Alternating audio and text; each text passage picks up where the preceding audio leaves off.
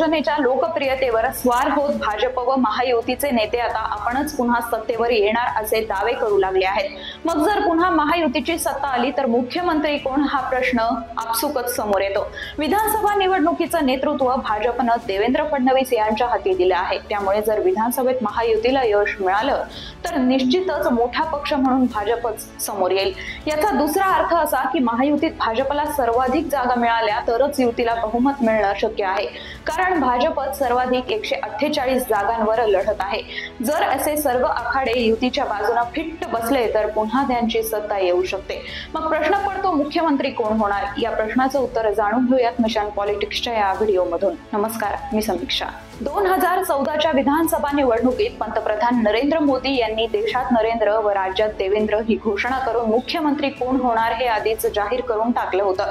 तेव्हा भाजपमधील दिग्गज नेत्यांना डावलून फडणवीसांचं नाव पुढे आलं आणि त्यांना 5 वर्ष या पदावर काम करण्याची संधीही मिळाली होती। 2019च्या निवडणुकीत पुन्हा युतीचीच सत्ता येणार हे स्पष्ट दिसत होतं। त्यामुळे पुन्हा फडणवीस यांनाच संधी मिळेल असे संकेत भाजप हायकमांड कडून दिले जात होते। मात्र उद्धव ठाकरेंनी महाविकास आघाडीचा प्रयोग केल्यानं फडणवीसांची संधी हुकली। पुढे उद्धव ठाकरेंना 2.5 वर्ष मुख्यमंत्री पद मिळालं तर शिवसेनेत बंड करणाऱ्या एकनाथ शिंदे यांना भाजपच्या आशीर्वादानं पुढचे 2.5 वर्ष राज्याचं नेतृत्व करण्याची संधी मिळाली। हा झाला इतिहास। आता 15व्या विधानसभेत हे पद कोण घोषवणार हा प्रश्न आहे। भाजपचे केंद्रीय मंत्री अमित शहा यांनी एका सभेत याबाबतचे संकेत दिले होते।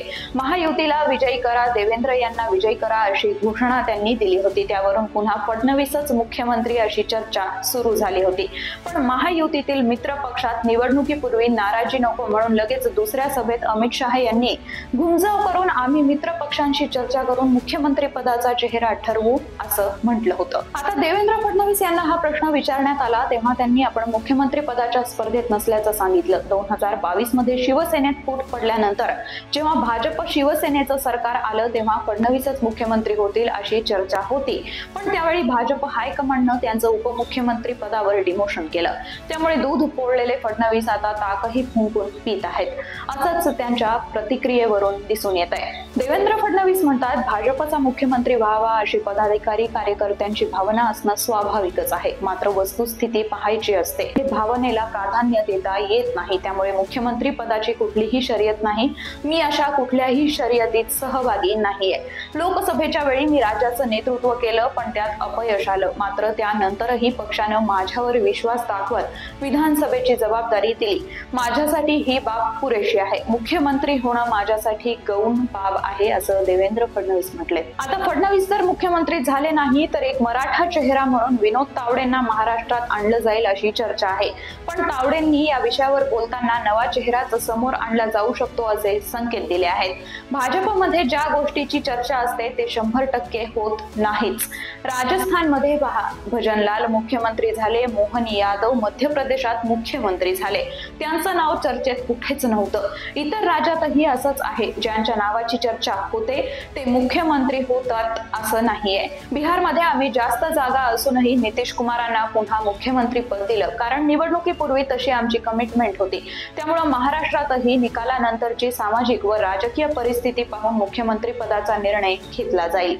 मी सध्या राष्ट्रीय स्तरावर काम करतो आहे, त्यातच मला आनंद मिळतोय। यापूर्वी मी 20 वर्ष आमदार होतो, 5 वर्ष 9 खात्याचा मंत्रीही होतो।